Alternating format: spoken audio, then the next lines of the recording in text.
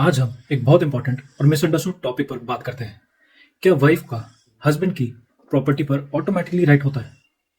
Law का जवाब clear और बैलेंस है। इमोशन से नहीं, लीगल प्रिंसिपल से डिस्कस करते हैं। सबसे पहले बात करते हैं हस्बैंड की सेल्फ एक्वायर्ड प्रॉपर्टी पर। अगर प्रॉपर्टी हस्बैंड ने अपनी सैलरी, प्रोफेशन, बिजनेस या पर्सनल सेविंग से खरीदी है, तो लॉ के मुताबिक वो उस प्रॉपर्टी का एब्सोल्यूट ओनर होता है। सिर्फ शादी के बेसिस पर वाइफ को उस प्रॉपर्टी में ओनरशिप का कोई ऑटोमेटिक हक नहीं है। कोर्ट ने कहा है मैरिज का मतलब प्रॉपर्टी ट्रांसफर नहीं होता। यहाँ एक और इम्पोर्टेंट क्लैरिफिकेशन जरूरी है। मेंटेनेंस का राइट प्रॉपर्टी ओनरशिप से अलग कॉन्सेप्ट है। वाइफ मेंटेनेंस क्लेम करती है, लेकिन इसका मतलब ये नहीं कि हस्बैंड की प्रॉपर्टी उसके नाम हो जाए। लॉ हस्बैंड के प्रॉपर्टी राइट और वाइफ के सपोर्टिंग राइट के बीच में एक क्लियर सिंगल लाइन ड्रॉ करता है। डोमेस्टिक वायलेंस एक्ट के अंदर वाइफ को रेजिडेंस का राइट है, लेकिन इसका मतलब भी ओनरशिप नहीं होता।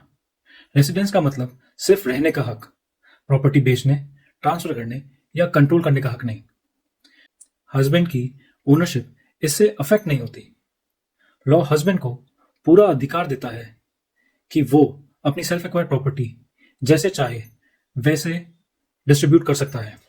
वाइफ सिर्फ इसलिए विल चैलेंज नहीं कर सकती क्योंकि उसका नाम विल में नहीं है, जब तक विल लीगल और जेन्युइन है।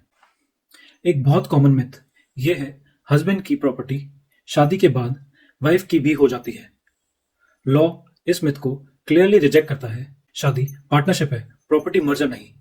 इंडियन लॉ ना हस्बैंड के अगेंस्ट है ना वाइफ के। लॉ का फोकस है फेयरनेस, प्रोटेक्शन और बैलेंस। हस्बैंड की सेल्फ एक्वायर्ड प्रॉपर्टी उसी की रहती है और किसी भी क्लेम को इमोशन नहीं, एविडेंस और लॉ डिस्कस करता है।